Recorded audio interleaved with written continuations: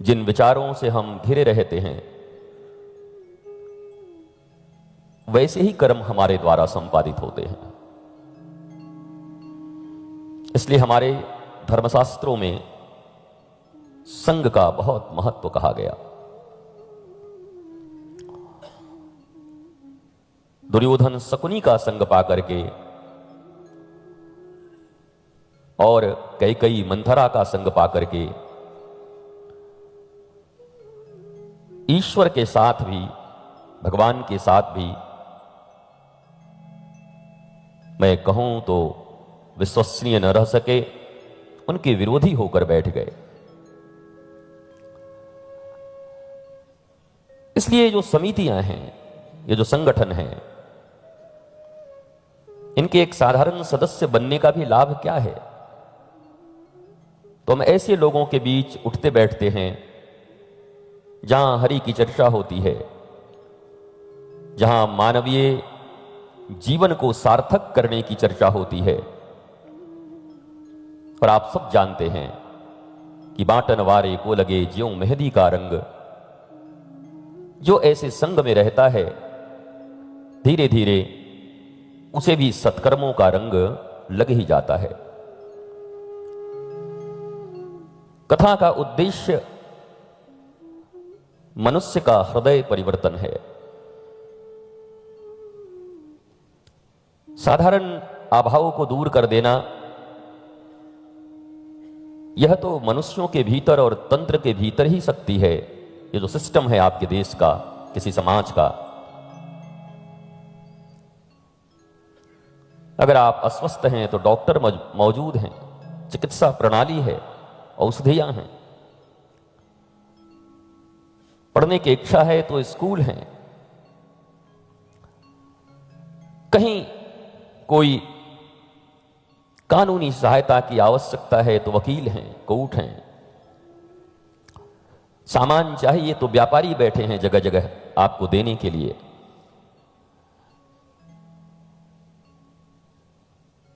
तो जो भी सुविधाएं आपको चाहिए जीवन में, जो अभाव है इस शरीर को रखने के लिए, उस अभाव को दूर करने के लिए मनुष्य के भीतर शक्ति है।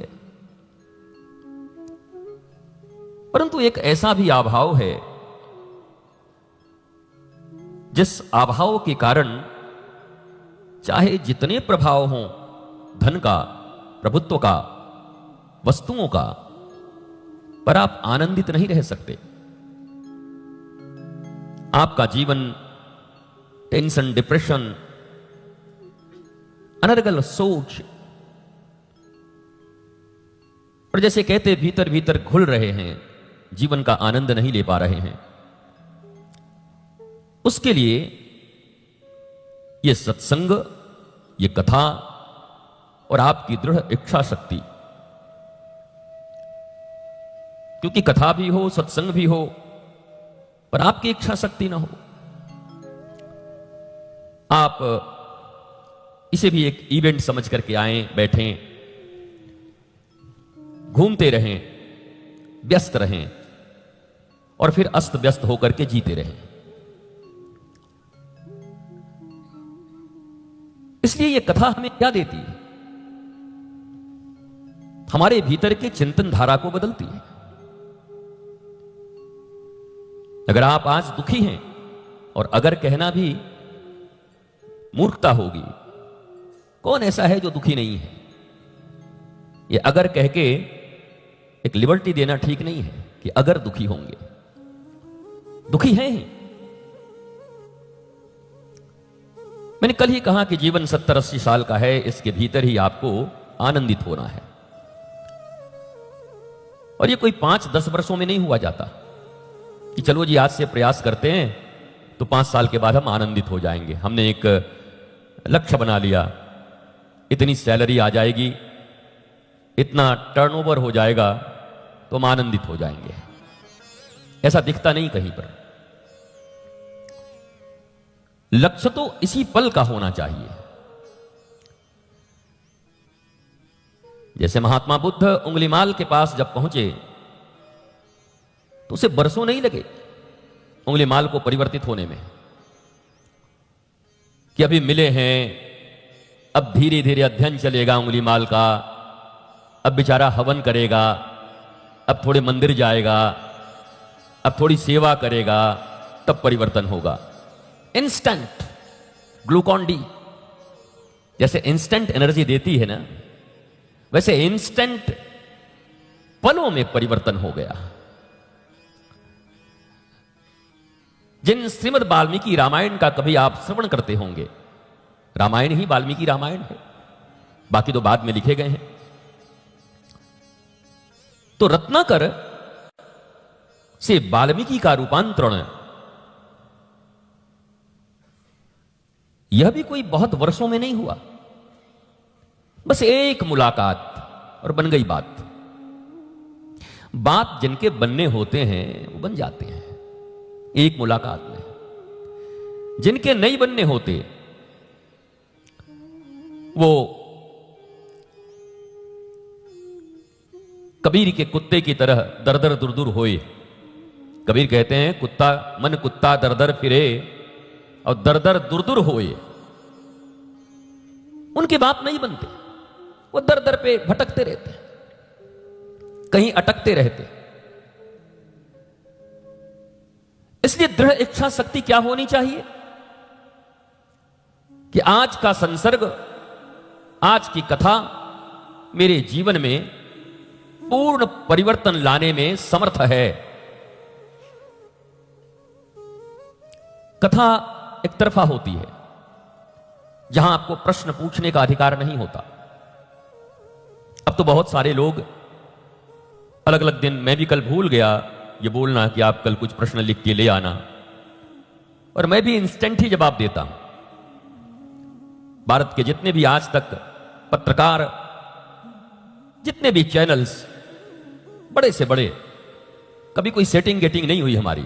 इंस्टेंट आओ, इंस्टेंट पूछो और इंस्टेंट जवाब लो। ये मत पूछे महाराज जी ये वाला पूछे क्या, अरे क्या सेटिंग कर रहे हो, फ्रॉडिज्म कर रहे हो।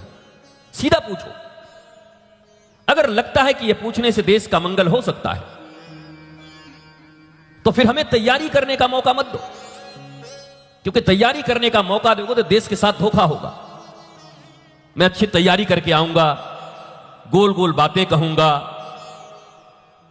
अगर मेरे भीतर में राष्ट्र प्रेम है, संस्कारों के प्रति प्रेम है, भक्ति है, मनुष्य के मन में उठने वाली समस्याओं के समाधान है, तो उसके लिए फिर अध्ययन करने की जरूरत नहीं है। इंस्टेंट। ऐसे ही कथा में भी इंस्टेंट परिवर्तन तभी होगा जब आप भी दृढ़ होकर के बैठे कि आज अपने समस्त प्रश्नों के उत्तर मुझे प्राप्त करने ही हैं। क्योंकि उलझने जो भी हैं वो प्रश्न के कारण है। क्या करूं क्या न करूं, ये नौकरी करूं कि नहीं, इसके साथ बिजनेस करूं कि नहीं, ये मेरा रिलेशन ठीक रहेगा कि नहीं, या इसकी शिप डूब जाएगी। ये पता नहीं कितने प्रश्न हैं आपके जीवन में। और जिनके पास रोटी नहीं है उनका तो बस एक ही प्रश्न है कि रोटी कहां से मिलेगी, कपड़ा कहां से आएगा और मकान कहां से आएगा। पर उससे ज्यादा प्रश्न जो तीनों हैं जिनके पास, उनके पास ज्यादा प्रश्न, वो ज्यादा बेचैन। रोटी वालों को तो सिर्फ रोटी चाहिए। कल कोई कह रहा था, अभाव प्रभाव की चर्चा कर रहा था, अभाव प्रभाव। अभाव तो सबके जीवन में है। भगवान श्री कृष्ण जब दुर्योधन के पास जाते हैं तो दुर्योधन उनका थोड़ा ह्यूमिलिएट करता है। जीवन भर गैया चराए हो, इधर आओ, इधर जरा 56 भोग बनवाओ तो। अब उस दुष्ट को कौन बताए कि वो द्वारिका के राजा हैं। दुनिया में 2 ही राज ऐसे रहे जो सोने की नगरी रही। एक का राजा रावण रहा, लंका, और एक के श्री कृष्ण। यद्यपि लोग कहते हैं श्री कृष्ण राजा नहीं है, पर आपको भी पता है मामला राष्ट्रपति और प्रधानमंत्री की तरह था। राजा तो श्री कृष्ण ही है। ले नहीं सकते थे पदभार को, यदुवंश के ऊपर जो श्राप था उसके कारण, परंतु घोषित अघोषित रूप से राजा वही है। सोने की नगरी है 2, एक का राजा रावण तो 1 लाख पूत 1.25 लाख नाती, ता रावण घर दिया ना बाती। कोई बत्ती जलाने वाला नहीं बचा, दीपक मरमरा गए सब। और एक द्वारिकाधीश है, वहां की भी हालत कमोबेश ऐसी ही हुई है। सोना खतरनाक है, यह मानना पड़ेगा। ये जो सोना जहां ज्यादा है वहां सोना ज्यादा होता है। सोना मतलब मोह निशा सम सोवनिहारा। ये मोह की निशा में, अंधकार में, वहां सोना ज्यादा होता है। हां, लेकिन 2 अंतर है। रावण की सभा में कोई जाए तो उसको अहंकार और अपमान बर्दाश्त करने पड़ते हैं, पर जब श्री कृष्ण की सभा में कोई एक साधारण उनका एक मित्र गुरुकुलम का आ जाता है, सुदामा, तो अपने सिंहासन पर बिठाकर गर्म जल और इत्र से नहीं बल्कि अपने आंसुओं से उनके पद को पखारते हैं। ये श्री कृष्ण की द्वारिका है और वो रावण का लंका है। और मैं सदा कहता हूं, जहां शंका है वहीं लंका है, और जहां विश्वास है वहीं वृंदावन है। हम तो विश्वास के वृंदावन में निवास करते हैं। जब तक जीवन में शंका है, ये जितने संदेह हैं, confusion, there is no conclusion, confusion है, तो वही लंका है, और लंका में कभी शांति हो नहीं सकती। रावण ने प्रयास किया था, सीता माता शांति हैं, सोचा ऐसे तो शांति आएगी नहीं, चलो उठा के ले जाएं, जबरदस्ती। तो शांति उठा के ले गया। शांति जबरदस्ती नहीं ला जा सकती। शांति से, शांति का खोज करने वाला अगर कोई हो सकता है तो ज्ञानी हो सकता है। ज्ञानी नाम अग्रगण्यम सकल गुण निधानम वानरा नाम अधीशम। शांति जब अपहरित हो गई, शांति का अपहरण हो गया, तो ढूंढने वाला ज्ञानी नाम अग्रगण्यम हनुमान जी चाहिए। हमारे भी जीवन की शांति खोई है, पर हम ढूंढ कैसे रहे? मनी, पावर, बात, विवाद, न जाने क्या क्या। जबकि रामचरितमानस, भगवान राम की कथा हमें यह सिखा रही है कि साक्षात भगवती सीता भी जब प्रभु की ओर से दृष्टि हटाकर सोने की ओर दृष्टि डालती हैं, गोल्ड डियर, सोने का हिरण, तो जैसे ही भगवान की उपस्थिति में सोने के हिरण की ओर दृष्टि जाती है और भगवान को कहती हैं, ले आइए, मुझे ये चाहिए। अब लोग कहते हैं क्या प्रभु को पता नहीं, इनको पता नहीं, उनको पता नहीं, सबको पता है भाई, छोटे बच्चे को ही पता है सोने का मृग नहीं होता। तो कई इसके आख्यान दिए जाते हैं विद्वानों के द्वारा कि माता सीता ने कभी प्रभु राम से कभी कुछ मांगा ही नहीं जीवन में। कभी बेचारी यहां आई, यहां से वनवास हो गया, कहां से जनक नंदिनी आई थी, जनक दुलारी, ये लेके वन में निकल गए। बोला जीवन में एक ही चीज तो मांग रही, चलो दे देते। तो जब सोने की ओर दृष्टि हुई और प्रभु को इग्नोर किया,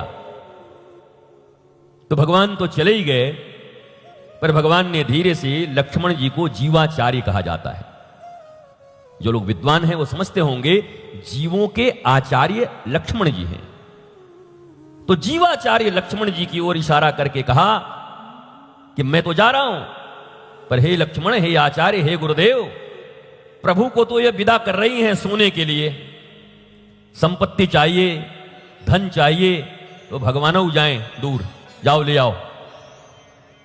भगवान लक्ष्य नहीं है, ईश्वर लक्ष्य नहीं है। ईश्वर हमारे लिए ऑटो रिक्शा है, हम उन पे बैठ करके कहीं और जाना चाहते हैं, हम उनके द्वारा कुछ पाना चाहते हैं। और मनुष्यों का दुर्भाग्य यही है, जो आपके साध्य होने चाहिए थे उनको आपने साधन बना लिया, आपने रिक्शा बना लिया। मंदिर आप क्यों खड़े हो, गुरुद्वारे आप क्यों जा रहे हो, साधुओं के द्वार पर आप क्यों जा रहे हो, संतों के यहां क्यों भटक रहे हो? कितने लोग हैं जो भक्ति के लिए भटक रहे हैं, कितने लोग हैं जो ज्ञान के लिए जा रहे हैं, कितने लोग हैं जो अपने जीवन में शांति कैसे प्राप्त होगी और गुरुदेव के कथनानुसार मैं अपने जीवन को चलाऊंगा, यह दृढ़ निष्ठा लेकर के कितने लोग जा रहे हैं बताओ। खड़े हो जाओगे तो लाखों में 2 नहीं मिलेंगे, करोड़ों की संख्या में अभी महाकुंभ हो रहा है हमारे उत्तर प्रदेश में, प्रयागराज में करोड़ों की संख्या में, लिखा जाएगा करोड़ों श्रद्धालुओं ने डुबकी लगाई और उसमें 1 लाख जो पॉकेट मार हैं वो भी श्रद्धालु हैं क्या बताओ। 1 लाख बैग छीन के भागने वाले भी पहुंचे हुए हैं, वो भी श्रद्धालु हैं क्या। 10 लाख केवल अपना धंधा करने गए हैं, वो भी श्रद्धालु हैं क्या। What do you mean by श्रद्धालु। श्रद्धालु शब्द को इतना चीप बना दिया, सस्ता बना दिया। जो घुस गया मंदिर में वही श्रद्धालु, जो पहुंच गए गंगा के तट पर वही श्रद्धालु। गंगा के तट पर ठग भी बैठे हुए हैं कि कहां से बैग लेकर के आएगा, रख के स्नान करने जाएगा तो बैग लेके हम निकले, वो भी श्रद्धालु, उनको भी श्रद्धालु बोलोगे। ऐसे ही धार्मिक लोगों के कारण और ऐसे ही श्रद्धालुओं के कारण हमारी युवा पीढ़ी श्रद्धालु होने से बच रही है। वो देखती है हमारी काकी, हमारी मौसी दिन रात पूजा करती हैं पर दुखी। वो देखती है हमारे घर में ये बड़े पुजारी हैं, 1.5 घंटे पूजा करते हैं पर इनसे ज्यादा कपटी कोई नहीं है। ये चीजें जब अपने घर के बच्चे देखते हैं और आप उनसे धार्मिक होने का आशा लगाए बैठे हैं, उनकी धार्मिकता और आस्तिकता केवल आपके आचरण में छिपी हुई है।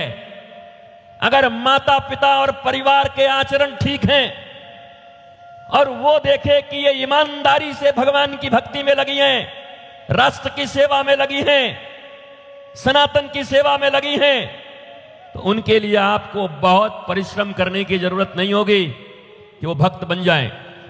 थोड़ा सा और बढ़ाओ, बढ़ाओ, बढ़ाओ मतलब साउंड बोला।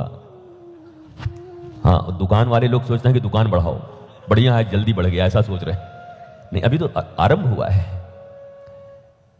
अगर उनके आचरण धर्ममय हो तो कोई आयोजन, किसी प्रकार की कोई बात करने की आवश्यकता नहीं है। आज मुझे बड़ा आनंद आया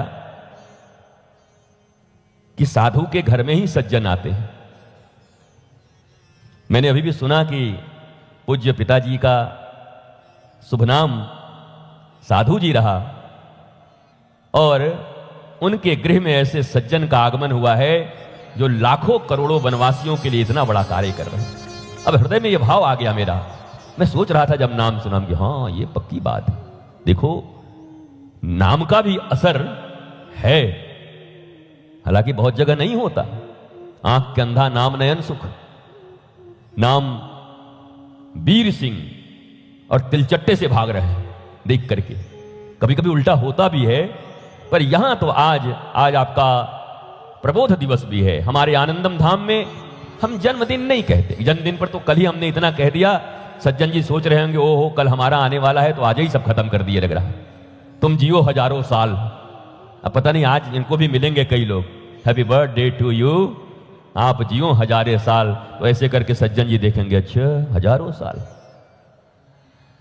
तो आप सब कम से कम दिव्यता के साथ शुभकामना व्यक्त करिए। हमारे आनंदम धाम में एक बहुत प्राचीन वृक्ष है लाडली निकुंज वन में, कई 100 वर्ष प्राचीन वृक्ष। साधना कर रहे हैं, स्वयं राधा रानी हैं।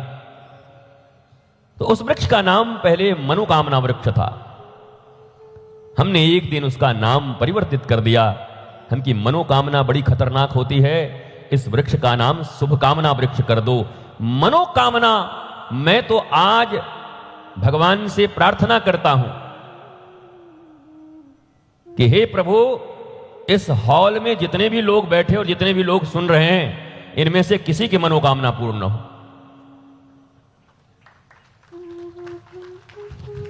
हम ये कल कहने वाले थे कि कल हम जाने वाले थे छत्तीसगढ़, कि कल न भी आओगे परसों तो क्या है, लेकिन आज ही निकल गया मुंह से, अब पता नहीं कल आओगे कि नहीं आओगे। एक की भी मनोकामना पूर्ण न हो। मनोकामना तो भगवान ने नारद की पूर्ण नहीं होने दी, जो दिन रात नारायण नारायण करते चलते हैं। मनोकामना तो उनकी भी ठाकुर जी ने पूर्ण नहीं होने दी। मनोकामना लेके आए, बोला बिल्कुल वो विपरीत करूंगा, बोला बढ़िया मुख दे तो बोला बंदर का बनाऊंगा। देख करके भाग जाएगी लड़की, स्वयंवर करोगे। हालांकि वो नाराज भी हो गए नारद जी, बोला अच्छा आज जैसे मैं रो रहा हूं अब तू भी रोएगा। भगवान ने कहा कोई बात नहीं, मैं तो ठाकुर हूं, लीला में आकर के रो लूंगा, पर आज अगर तुझे छोड़ देता तो मैं तो लीला में रोऊंगा, तू सचमुच का जिंदगी भर रोता है, इसलिए तुझे मैंने बचा लिया। तेरी मनोकामना मैंने पूर्ण नहीं की, इसलिए मैं तेरी रक्षा कर दे रहा हूं नारद। तो नारद जी की रक्षा कर दी, मनोकामना पूर्ण नहीं किया उन्होंने, शुभकामनाएं पूर्ण हो। और सबसे प्यारा एक लाइन लगता है मुझे, क्योंकि नारद जी ने भगवान से कहा था जेहि विधिनाथ होई हित मोरा। उन्होंने सब कहा ये मुंह दो दे, ऐसा बना दो, ऐसा सुंदर कर दो मेरे को, अब मेरी शादी हो जाए, अब बहुत दिन तक हमने आपका बीना उना बजा लिया महाराज, अब हमको भी थोड़ा गृहस्थी का आनंद लेने दो। तो भगवान ने कहा ठीक है अब तो देना पड़ेगा, क्योंकि आपने भजन किया है। लेकिन चलते चलते नारद जी के भजन के प्रभाव से नारद जी के मुख से निकल गया जेहि विधिनाथ होई हित मोरा। ठाकुर जी ने बोला अब तो बेटा हित करके रहूंगा, अब तेरा हित कर दूंगा, चिंता मत कर। और ये भाव जब ठाकुर जी के सामने आया तो ठाकुर जी ने उनकी रक्षा कर ली। मैं भी आपसे यही कहता हूं, माता पिता संत गुरुजन और ईश्वर के पास जब भी जाओ मंदिरों में तो अपनी सारी लिस्टें खोल दो, कोई बुरी बात नहीं है, बता दो तुम्हें क्या चाहिए, मनोकामनाएं भी कह दो, लेकिन चलते समय ये कह दो कि जेहि विधिनाथ होई हित मोरा। मिलने में हित हो तो दे देना, न मिलने में हित हो तो मत देना। इतना तो कह के आ जाना तो ठाकुर जी रक्षा कर लेंगे। और नहीं रावण और हिरण्यकश्यपु की तरह महाराज ऐसे ऐसे तपस्वी हैं ये लोग। बताओ हिरण्यकश्यपु जैसा तपस्या इसमें से कोई किया है आज तक? है आपने किया है? निर्जला रहोगे 10 दिन, दीमक लग गए शरीर में, पर मांगा क्या? न दिन में मरूं, न रात में मरूं, न ऐसे मरूं, न वैसे मरूं, न यहां मरूं, न वहां मरूं। भगवान ने कहा कितना भी मांग ले, मारूंगा मैं ही, मांग। कितना भी, जैसे भारतीय अनुच्छेद में बहुत छेद हैं, भारतीय अनुच्छेद धारा में जितना अनुच्छेद है उतना छेद भी है। कहीं ना कहीं से मामला बन ही जाता है, बची जाते हैं लोग, उपाय बन जाता है।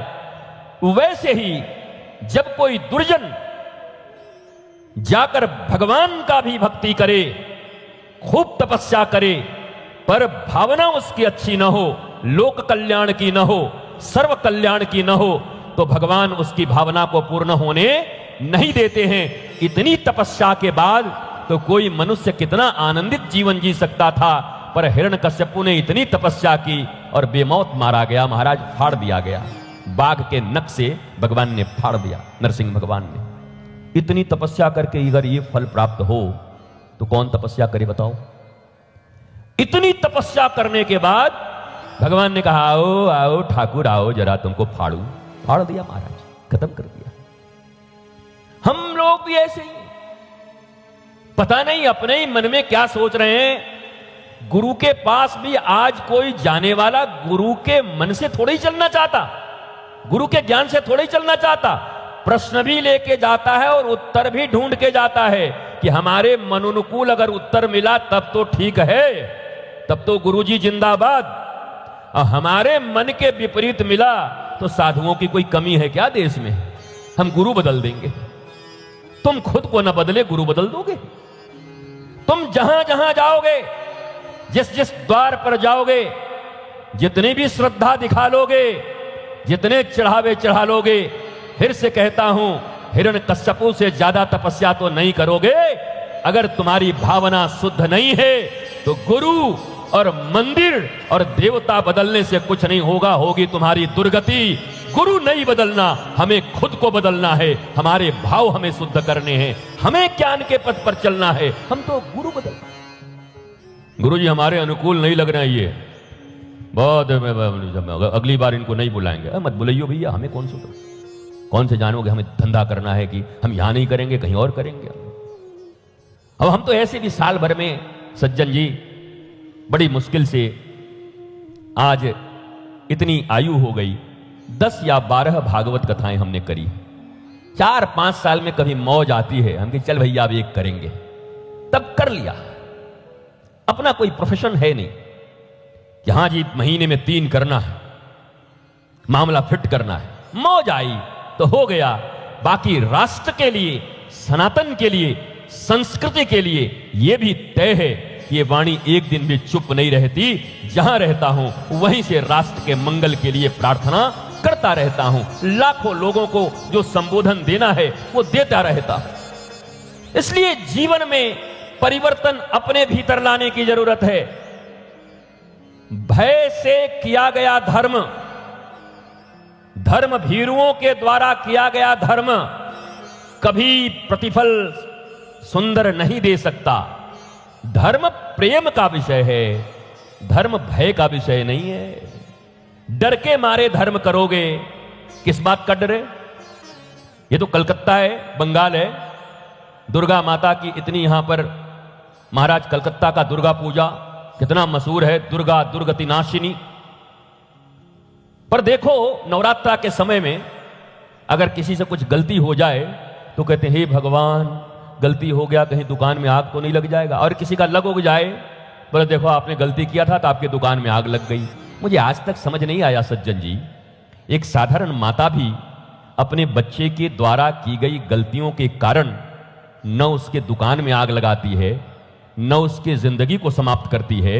जब साधारण मां अपने बच्चे का नुकसान नहीं करती तो वो परांबा जगदंबा कैसे किसी भक्त का नुकसान कर सकती है? महाराज बताओ बताओ, ये कौन सी विद्या है? ये कैसी अविद्याजनक पूजा कर रहे हैं हम? कहां कहां से भ्रांतियां जीवन में ले आए हैं? डर के मारे कर रहे हैं। अरे डर से नहीं जी, प्रेम से करो। हमारी मैया है, अंबे है मेरी मां, जगदम्बे मेरी मां, इस भाव से पूजा करें। और मैया का सेवा कोई छोटा सा बालक चाहे उल्टा करे चाहे सीधा करे, और मैया को बड़ी आनंद आता है। अच्छा तो पांव दबा रहा है, पांव दबाने में भले ही नाखून लग जाए, फिर भी अरे लाला लाला हमारा सेवा कर रहा है। इसलिए भयभीत होकर के कुछ मत करिए, ये भय का व्यापार बंद करिए, ये भय के धंधे बंद करिए। भयभीत आदमी कभी भी जीवन में शांत नहीं हो सकता। इसलिए माता सीता की खोज करने के लिए किसी भयभीत को नहीं भेजा गया। सुग्रीव राजा है वानरों के। कौन है? सुग्रीव। भेजा किसको जा रहा है? हनुमान जी को। हनुमान जी कौन थे? प्रवर्षण पर्वत पर क्या कर रहे थे? सुग्रीव के सचिव के रूप में काम कर रहे थे। पर राजा तो सुग्रीव ही थे। पर भगवान को पता है जो अपने भाई के डर से भागा हुआ है वो कहीं रावण के राज में गया तो डरपोक तो एक नंबर का है, और कहीं राज सत्ता का लोभी हुआ तो कहीं उससे मिलकर के इधर ही का न बंटाधार कर दो। इसलिए कहा भेजूंगा भी तो किसको भेजूंगा? बोला एक ही हैं जो अपनी बड़ाई कभी नहीं करते। इतनी इतनी डिग्रियां हैं उनके पास, हनुमान जी के पास। ये डिग्री तो है। आदमी क्या कहता है? कैम्ब्रिज से ये किया, ऑक्सफोर्ड से वो किया, वहां से ये किया। अभी इंडियन गवर्नमेंट में तो सीधा यही बोलो ना कि भारतीय गवर्नमेंट में काम कर रहे हो। ये कैम्ब्रिज कैम्ब्रिज इतना बोलने की क्या जरूरत है? इतना ज्यादा वही कल की तरह जो मैंने कहा था, बेटा वहां बेटी वहां, लंदन में ये, अमेरिका में ये, बस शांति नहीं है महाराज। तो शांति है ही नहीं तो तुम्हारे पास क्या है?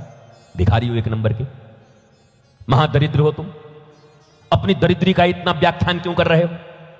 अरे चाह गई चिंता गई मनुआ भई बेपरवाह, और जिनको कछु नहीं चाहिए वही साहन के साह।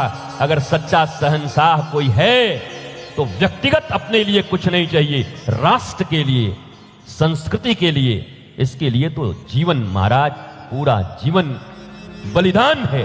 जहां कहो हमें भी चाहिए। आज इतना बड़ा कार्य हो रहा है, इस कार्य में भी चाहिए, तभी वो लाखों करोड़ों बच्चे पढ़ पाएंगे। पर हां, मुझे नहीं लगता कि सज्जन जी को दाल रोटी के लिए और यहां झोली फैला के कभी घूमना पड़े कि भैया हमारे घर में दाल रोटी नहीं बन रही है। बल्कि मुझे यह पता है कि भगवत कृपा से यहां ऐसे लोग हैं जो कईयों की दाल रोटी चलाते हैं। प्रभु ने उतना उनको सामर्थ्य दिया कि वो दाल रोटी चलाएं। इसलिए मेरे जीवन में तो सम्मान उसी व्यक्ति का है जो निज लोभ में, निज इच्छाओं के बसीभूत होकर के और बंधन में पड़ करके दिन रात बैल की तरह जो काम कर रहा है, मेरे निगाह में उसके लिए सम्मान नहीं हो सकता। आप कुछ भी हो जाओ, कितने भी हो जाओ, कितना भी धन संपत्ति आपके पास हो जाए, उससे क्या फर्क पड़ता है। मैं कहा तो रावण से ज्यादा कभी होगा नहीं।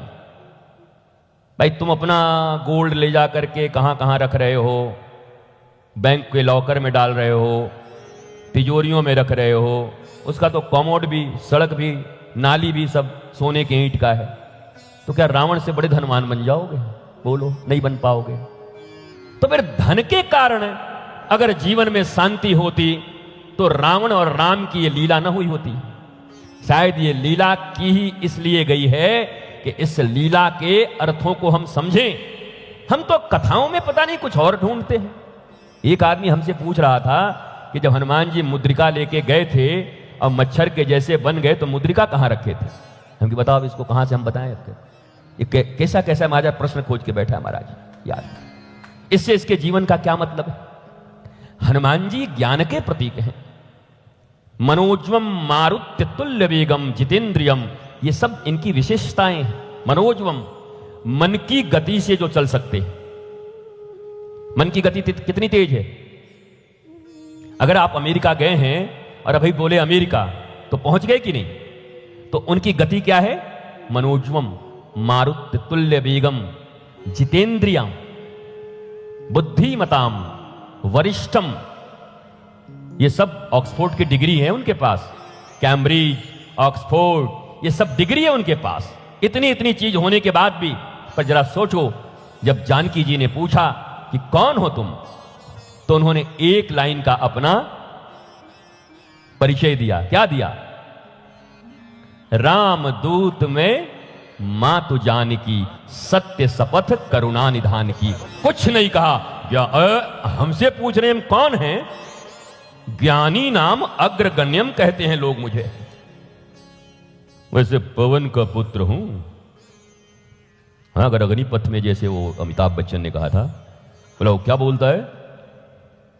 नाम विजय दीनानाथ चौहान, बाप का नाम, मां का नाम, घर मांडवा, उम्र 36 साल 9 महीने, है गायकुंडे 16वां घंटा चल रहा है। वो भी अपना परिचय देते। मनोजवम हूं, मारुत्य तुल्य वेगम हूं। वैसे आपको बता दूं माताजी कि बचपन में सूर्य को भी निगल लिया था, आपकी जानकारी के लिए। पर एक लाइन में, एक छोटे से लाइन में, कौन हो तुम? बोला मैं प्रभु राम का एक छोटा सा दूत हूं मां, और मन में कोई कपट नहीं है। सत्य शपथ करुणा निधान की, इसके सिवा मेरा कोई परिचय नहीं है। मैं केवल रामदूत हूं। जीवन में राष्ट्र की सेवा, सनातन की सेवा, समाज की सेवा, परिवार की सेवा वही व्यक्ति कर सकता है जिसे तमगों से बहुत ज्यादा मतलब ना हो। मिले आपका जिंदगी रसवान है, रसौ वही सह, रस से भरे हुए हैं, तो यश आपको मिलेगा। पर उस यश से, आपकी उस उपाधि से आपका परिचय हो, यह ठीक नहीं है। हमको कितने लोगों ने कहा डॉक्टर आप भी लगाइए, कितने गुरुदेव नाम के पहले डॉक्टर लगाइए, थोड़ा मार्केटिंग बढ़ जाएगा, हमके क्या फायदा उससे यार बताओ। ये हमारा परिचय है। वो तो कोई काम ही नहीं आया। जितनी पढ़ाइयां हमने की वो कोई काम नहीं आया। हाँ, एक चीज है जिसके बारे में लोग कहते हैं, यहां पे पढ़े लिखे लोग बैठे ही हैं, E=mc²। इसका अर्थ क्या होता है? एनर्जी ना बनाई जा सकती है ना नष्ट की जा सकती है, उसका रूपांतरण होता है। तो ये क्या आज पैदा हुआ था? बताइए, अब किस शास्त्र में कहां पर इसका प्रयोग हुआ? मैं ज्यादा ये नहीं चाहता कि विज्ञान से आध्यात्म का समागम कराया जाए और विज्ञान के बल पर धर्म को स्टैब्लिश किया जाए। मैं जानता हूं आध्यात्म के बल पर विज्ञान को स्टेब्लिश कराया जा सकता है, विज्ञान के बल पर आध्यात्म को स्टेब्लिश कराने की जरूरत नहीं है। आप किस विज्ञान की बात करते हैं जो विज्ञान अभी आत्मा तक पहुंचा ही नहीं? गॉड पार्टिकल्स मानते हैं, वो धीरे धीरे पहुंचेंगे। आपने एक बड़ी प्यारी घटना सुनी होगी। इंद्र का बेटा जब माता सीता को चोंच मारा तो भगवान के पास उस समय धनुष बाण नहीं थे, तो भगवान ने जो महावर लगा रहे थे, मेहंदी लगा रहे थे, माता जानकी का श्रृंगार कर रहे थे, उसी को उठा के मार दिया, एक कुश को। तो वो जहां जहां भागता था कुश वैसे वैसे। अब सुनने में कैसा लगता है, क्या है सब, मजाक है सब। अच्छा, आज जब लेजर गाइडेड मिसाइल दाग रहे हो तुम, तो ऐसे ऐसे करके जा रहा है, पिक्चर देख रहे हो ऋतिक रोशन का, लेजर गाइडेड मिसाइल भी, बेटा भागेगा कहां? तो लेजर गाइडेड मिसाइल आज के 50 साल पहले नहीं था। अगर उस समय किसी को बोलते तो कहता है आदमी पागल हो गया है। लेकिन जरा सोचो, वो था कि नहीं था? इन्वेंशन तो तुमने आज किया है, पर हमारे को अगर आप कहते हो नहीं था, तो फिर भी सोचो कि हमारी धर्म, हमारी संस्कृति और हमारा सनातन कितना उन्नत था। कम से कम कल्पना भी तो ऐसी हम कर सकते थे जिस कल्पना को आज आपने साकार। मानते हैं, आप कहते हो नहीं था, आप कहते हो नहीं था, तो अब कैसे साबित करें? वीडियोग्राफी तो है नहीं हमारे पास कि दिखाएं। लेकिन आपको अगर लगता है कि नहीं था, तो इतनी उन्नत कल्पनाएं किसके पास थी? हर वैज्ञानिक पहले कल्पना करता है मैं ये बनाऊंगा, सैकड़ों बार फेल होता है। एक बल्ब को बनाने में कितनी बार फेल हुआ वो आदमी? जितने इन्वेंशन हुए कितनी बार वैज्ञानिक फेल होते हैं? अपनी कल्पनाओं को अपने परिश्रम से, अपने स्किल से इस देश और दुनिया में इन्वेंशन के माध्यम से परोसने वाले साइंटिस्ट कल्पनाओं के बल पर और विचारों के बल पर ही तो किसी चीज का निर्माण करते हैं। जरा सोचो, लेजर गाइडेड मिसाइल की कल्पना हमारे सनातन धर्म ने कब का कर लिया है कि ऐसा लेजर गाइडेड मिसाइल होगा। और मैं तो मानता हूं था, लेकिन हम इस पे बहस नहीं करेंगे क्योंकि हम फंस जाएंगे। फिर था तो हमको बताइए, हमको वीडियोग्राफी लाइए। अरे वीडियोग्राफी छोड़ो, मैं आज आपको बता रहा हूं, मैंने जिस इक्वेशन की बात की, E=, इसका अर्थ क्या हुआ? आज हम आप जो कुछ भी बोल रहे हैं, ये रिकॉर्डिंग तो कहीं चली जाएगी, पर याद रखो, ऊर्जा नष्ट नहीं होती। अगर नष्ट नहीं होती कमिश्नर साहब, तो ये वाणी की ऊर्जा भी सेव्ड है। एक दिन कभी न कभी ऐसे मशीन बनेंगे, इन्वेंशन होंगे। मैं पूर्ण विश्वास के साथ कह सकता हूं, भगवान श्री कृष्ण ने जिस आवाज में अर्जुन को गीता सुनाई, एक दिन वही आवाज भी हमको सुनने को मिल जाएगी। मैं विज्ञान के आधार पर कहता हूं, कोई साइंटिस्ट इसे चुनौती नहीं दे सकता, क्योंकि उनका सारा दारोमदार इसी पर टिका है। तो उसको डिकोड किया जाएगा किसी न किसी दिन, इस ऊर्जा को। आज जो ये ऊर्जा संचित है, अब आप कहोगे कि महाराज जी आप ज्यादा ही सच बोल देते हो, कुछ ऐसी बातें बोला करो जिससे आपका भी धंधा ठीक ठाक चले। कई लोग हमको सिखाएं, आपका कथा का धंधा अगर चलाना है तो महाराज कुछ करना पड़ेगा, थोड़ा बदलना पड़ेगा आपको। ऐसे अड़ियल रहो, हम अड़ियल पर मैं घोड़ा हूं क्या? अड़ियल कह रहे हो? सत्य बोलना। और मुझे यह विश्वास है, अगर आज चंद रुपए के कारण या थोड़ी सी प्रतिष्ठा के कारण व्यासपीठ पर बैठ करके और अगर हम मिथ्या बोलें, तो आने वाले समय में श्री कृष्ण की वाणी भी डिकोड होगी, तो किसी रितेश्वर और संतों और आपकी भी वाणी डिकोड होगी। और 200 वर्षों के बाद जब ये वाणी डिकोड होगी, तो हमारे शिष्य के जो परिकर हैं, उनके जो खानदान हैं, कुल परंपरा में लोग कहेंगे ये हमारे दादाजी के गुरुजी थे, ये सत्य बोलते थे। इसलिए व्यासपीठ से सदा सत्य ही बोलना चाहिए, धर्मपीठ से सदा सत्य ही बोलना। सत्य बोलो ना, काहे को किस बात के लिए इस बात का झूठ? महाराज रोटी कपड़े मकान सब मिले हुए हैं, हवाई जहाज में उड़ी रहे हैं, गाड़ी घोड़ा दौड़ी रही है, आश्रम फाश्रम बहुत बने हुए हैं। किस बात की कमी है कि झूठ बोला जाए? किस लिए? नहीं महाराज जी, आप अगर बोलेंगे तो 10-20 आश्रम और बन जाएंगे, तो क्या हो जाएगा उससे? जितने हैं हमारे भीतर एक ही ऊर्जा है, ईश्वरीय वाणी, सनातन संस्कृति की वाणी, राष्ट्र की सेवा करने का जुनून।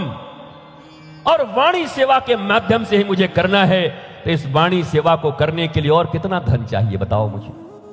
मैं इसी संतोष की बात कर रहा हूं, क्योंकि आप जितने भी प्रयत्न कर लो, पर यह संतोष अगर आपके जीवन में नहीं आया कि जो है बहुत है, जो प्राप्त है वही पर्याप्त है, नहीं तो सर्वत्र दुख व्याप्त है। इसका मतलब यह नहीं कि तुम काम करना बंद कर देना, पर आंतरिक संतोष हो, शांति हो, मौज।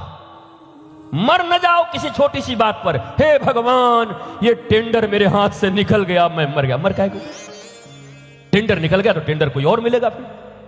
भगवान राम तो नहीं सोच रहे हैं कि हमारा राज चला गया, राज चला गया फिर 14 साल में आके ले लेंगे, 14 साल बाद हम ही को मिलना है। भरत तो ये नहीं सोच रहे हैं कि बढ़िया हुआ राम जी हमारे ऊपर विश्वास भी करते हैं, यही तो मौका है, धीरे से बैठ जाया जाए। आप जानकर आश्चर्यचकित हो जाएंगे जब गुरुदेव भगवान ने भी कहा कि भरत जी, अब भगवान राम ने, प्रभु राम ने आपको गद्दी पर विराजित होने के लिए कहा है, और राजा का धर्म है कि राज रथ पर बैठे और राज सिंहासन पर बैठे। कहा कि ठीक है गुरुदेव, आप इतना जिद कर रहे हैं तो फिर देखते हैं, कल आप हमें आज्ञा दीजिए, हम बैठ जाएंगे। क्योंकि गुरुदेव की आज्ञा तो टाल नहीं सकते। गुरुदेव भगवान प्रातः काल पूजन कर रहे हैं, बड़ा सुंदर पूजन हो रहा है। पूजन में उन्होंने बहुत सारी चीजों को बना के रखा है, सब चीज अमनिया है। भोग लगाने वाले ठाकुर जी के भरत जी महाराज पहुंच गए वशिष्ठ जी के पास। बोला गुरुदेव जरा इसको चख के आप देख लीजिए, हम चखें क्या कि कैसा बना। बोले तो भरत राम के विरह में पागल हो गया है क्या? भगवान को भोग अमनिया लगती है, हम तो प्रसाद पाने वाले लोग, हम कैसे इसका भोग लगा दें?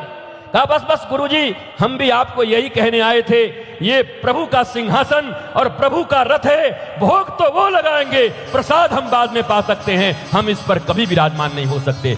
मैं तो गड्ढे में रह करके ही शासन को कर सकता हूं। बताओ भरत जी को कोई मजबूर कर सकता है?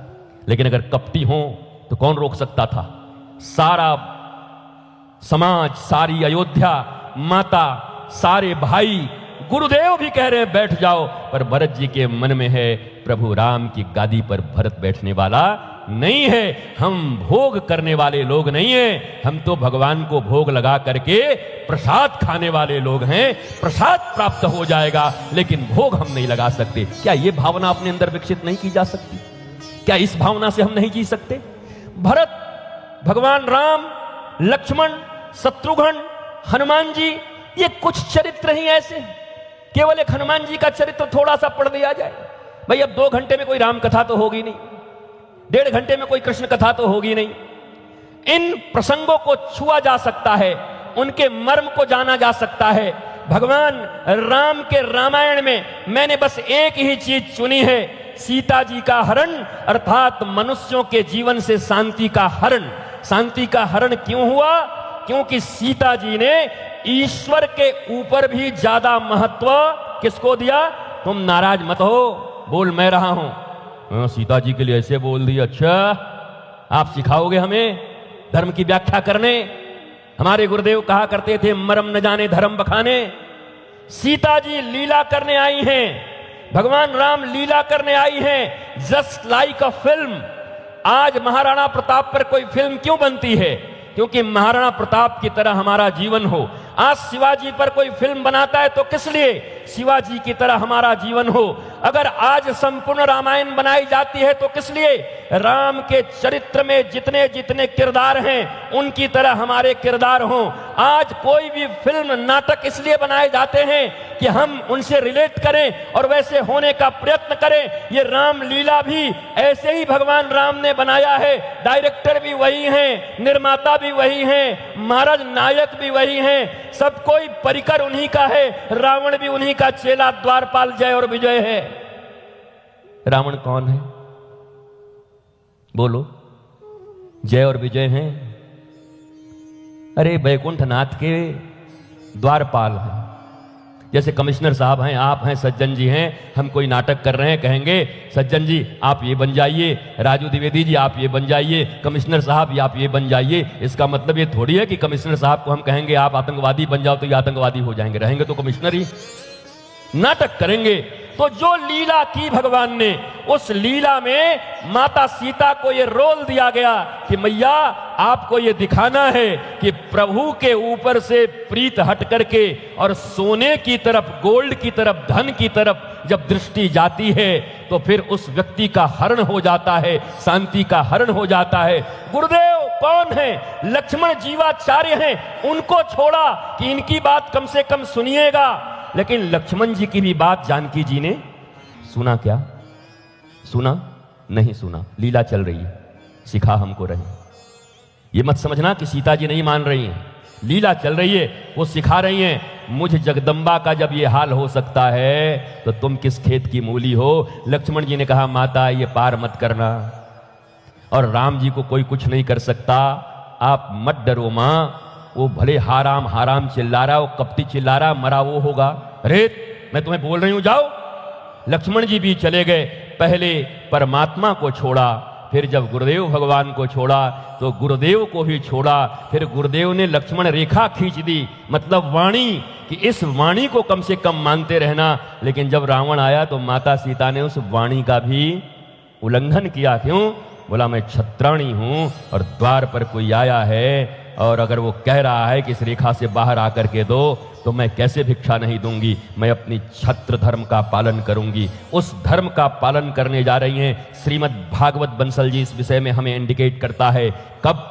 जब गोकर्ण और आत्मदेव की कथा चलती है तो वहां एक श्लोक आता है, धर्मम भजस्व सततम त्यज्य लोक धर्मान सेवस्य साधु पुरुषान जहि काम तृष्णाम अन्यस्य दोष गुण चिंतन मास मुक्तवा सेवा कथा रसमहो नितराम देवत्वम। अर्थात धर्म करोड़ों धर्म हैं, लोक धर्म हैं।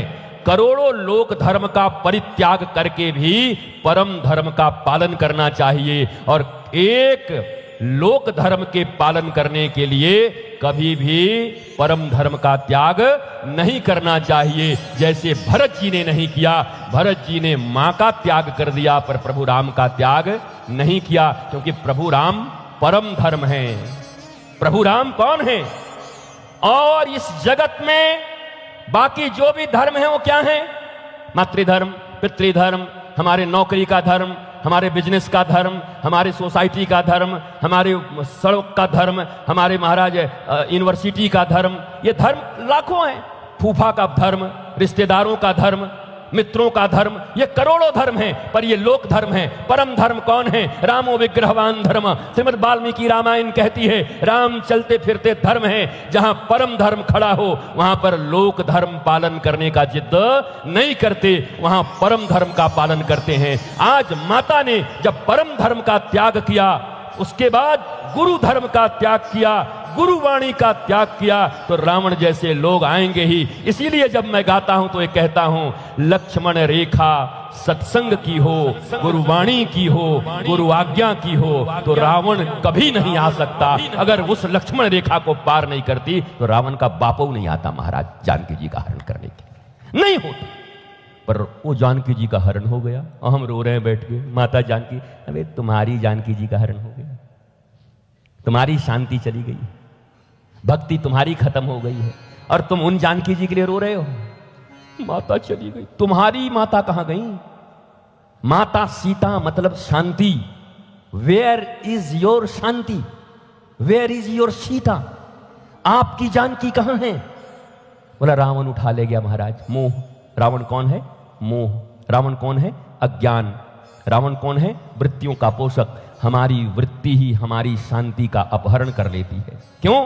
क्योंकि हमें न प्रभु में प्रीति रह जाती है और न गुरुवाणी में प्रीति रह जाती है, इसलिए मोह आकर के हमारी शांति का हरण कर लेती है। और हम दक्षिणा दे दे के, और हम पूजा कर करके, और हम इधर उधर चढ़ावा करके, और हम इधर उधर कुछ बांध करके हम सोचते हैं कि हमारी शांति वापस आ जाएगी। ना ना ना ना ना, शांति की खोज लगाने वाले भी केवल एक हैं, ज्ञानी नाम अग्रगण्यम। अब तो लुट गई तुम्हारी शांति। अब एक ही व्यक्ति पुनः शांति का खबर ले सकता है, कौन? तुम्हारा ज्ञान। तुम्हें भी ज्ञानी नाम अग्रगण्यम होना होगा, हनुमान जी की तरह बनना होगा। फिर खबर मिलेगी सीता जी की, फिर शांति की खबर मिलेगी, और फिर भगवान राम जानकी जी को वापस ले आएंगे। रामचरितमानस की ये प्यारी कथा हमें बस इतना ही सिखाती है, अगर हमारे भाव ऐसे हो जाएं कि खोई हुई शांति का प्राप्त करने का एकमात्र मार्ग हनुमान जी के द्वारा प्रकटित ज्ञान ही है। अगर हम ज्ञानवंत होकर के अपनी शांति को खोजें तो मिल जाएगी। करोड़ों की दौलत, करोड़ों मित्र, करोड़ों रिश्तेदार, करोड़ों फ्रॉडिज्म, करोड़ों धोखेबाजियां और ये जितनी भी चीजें हैं ये कभी आपकी शांति को वापस लाने वाली नहीं है। आप एक ही चीज राम कथा से सीख लो, बाकी तो सुनते रहो और गाते रहो, हरे राम करते रहिए। एक ही चीज सीखो, हमारी शांति को हमें वापस लाना है तो हनुमान जी की तरह हमें ज्ञानी होना है। और ज्ञान कहां से मिलेगा? ज्ञान का स्थान कहां है बताओ? अब ये तो पता चल गया कि ज्ञान की चाबी से शांति खुल जाएगी, शांति आ जाएगा जीवन में, पर ये ज्ञान है कहां? बताइए, अपना भी कुछ बताइए। आप थोड़ा डिबेट जैसा कथा करें, बोलिए। गुरु में और कोई? शास्त्र, गुरु और संत, और कोई?